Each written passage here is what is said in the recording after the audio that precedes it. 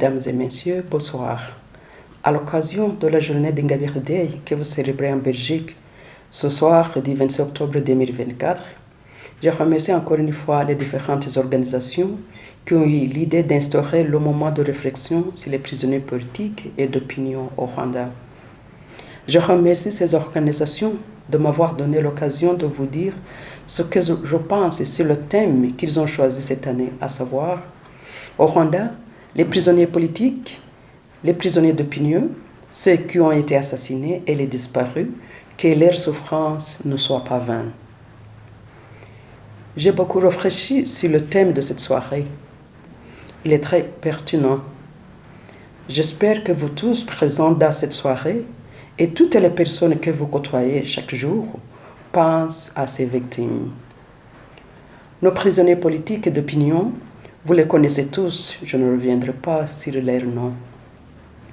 Au moment où je vous parle, plus de 5 journalistes indépendants et les youtubers sont derrière les barreaux. Entre octobre 2016 et juin 2020, au moins 4 membres de l'opposition sont disparus et 3 autres ont été assassinés.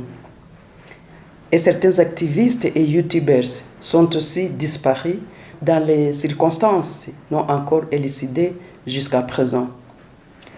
Le plus récent, c'est Maître Matimbano Barton, qui a disparu après avoir gagné le procès contre l'officier de la police qui dirige le triste célèbre contre le transit connu sous le nom de Kwakabuga. Depuis le 10 octobre jusqu'à la date d'aujourd'hui, nous ne savons pas où il se trouve. Notre parti d'Arufa et moi personnellement avaient une pensée spéciale pour toutes ces victimes. Je rappelle que toutes ces personnes sont victimes de s'être engagées dans la lutte contre l'injustice sociale et la défense de la dignité humaine dans notre pays. Mesdames et messieurs, la lutte contre l'injustice sociale et la défense de la dignité humaine ne sont pas seulement les valeurs morales qui doivent guider le comportement des individus. Elles sont également essentiellement au maintien de la paix et du développement. La préambule de la Déclaration universelle des droits de l'homme rappelle en effet, je cite, « la reconnaissance de la dignité inhérente et des droits égaux et inaliénables de tous les membres de la famille humaine est le fondement de la liberté, de la justice et de la paix dans le monde. » Fin de citation. Par ailleurs, la Déclaration stipule dans son article 1 que tous les êtres humains naissent libres et égaux en dignité et en droit. Ils sont dotés de raison et de conscience et doivent agir les uns envers les autres dans un esprit de fraternité. Je peux confirmer, sans me tromper, que cette déclaration des droits de l'homme reste la référence universelle. Et je reste convaincu que les valeurs exprimées dans la déclaration restent les piliers universels de la paix et de la sécurité dans le monde. La question que nous pouvons nous poser pour le moment est la suivante. Comment en sommes-nous arrivés là où nous sommes aujourd'hui?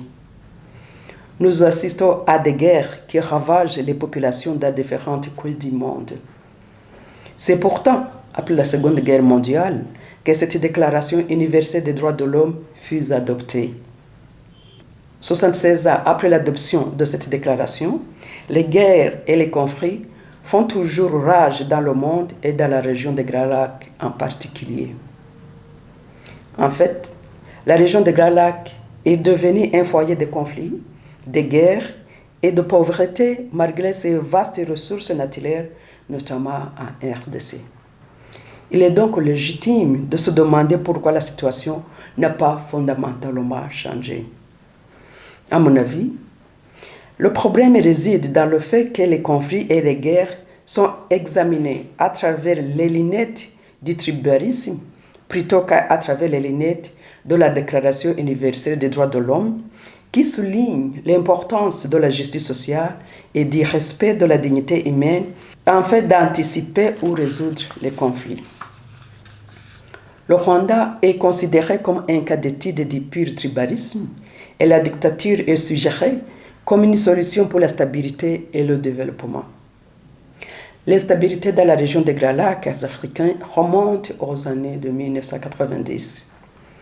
Personnellement, je pense que cette instabilité est contextuelle et non le résultat d'un tribalisme irrationnel.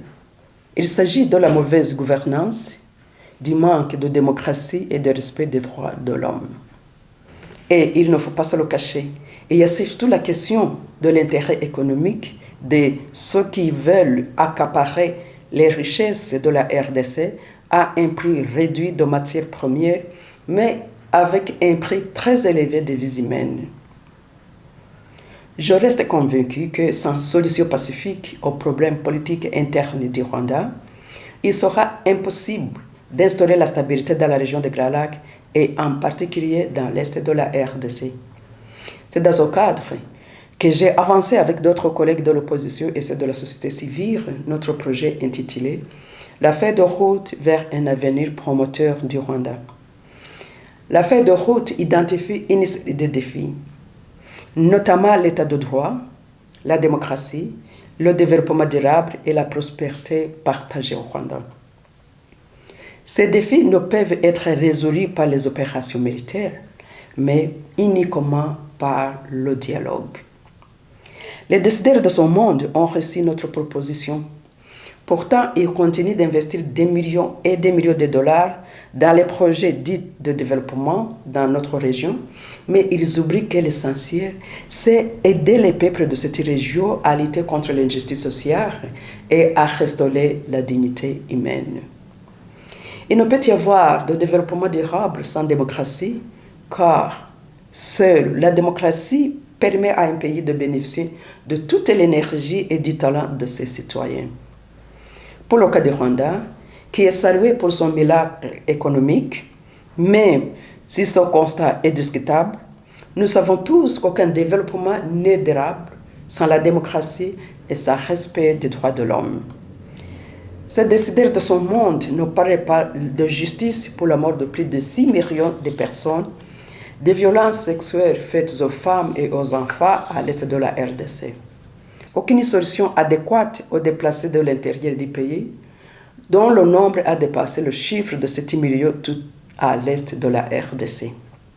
Ils parlent dans leur rapport annuel des cas de victimes parmi ceux qui luttent contre l'injustice sociale au Rwanda, mais ils ne prennent jamais de mesures pour améliorer la situation. Ici, je veux dire, par exemple, contraindre le gouvernement rwandais à libérer l'espace politique. Il faut comprendre que résoudre le problème politique interne du Rwanda est la seule voie de rendre le Rwanda un partenaire crédible dans la chaîne d'approvisionnement responsable des ressources naturelles régionales. L'objectif ultime est de faire progresser le développement et la prospérité de l'ensemble de la région des Grands Lacs d'Afrique. Dans le monde globalisé d'aujourd'hui et au vu du contexte politique et économique, mon souhait est que nous vivons tous en harmonie et cela est possible. J'aime bien lire les écrits de Martin Luther King. Il y a un passage dans ses écrits qui me tient beaucoup à cœur, là où il dit, et je le cite, « Nous devons apprendre à vivre ensemble comme des frères, sinon nous allons tous mourir comme des idiots. Nous vivons à la même planète, nous respirons le même air, nous sommes donc obligés de vivre ensemble en paix. Que chaque apporte sa contribution pour rendre cette humanité plus agréable à vivre ensemble. J'y crois et c'est possible. Travaillons donc ensemble pour lutter contre l'injustice sociale et défendre la dignité humaine dans notre région des Grands Lacs. Que la souffrance des peuples de la région des Grands Lacs ne soit pas vaine. Je vous remercie et que Dieu vous bénisse.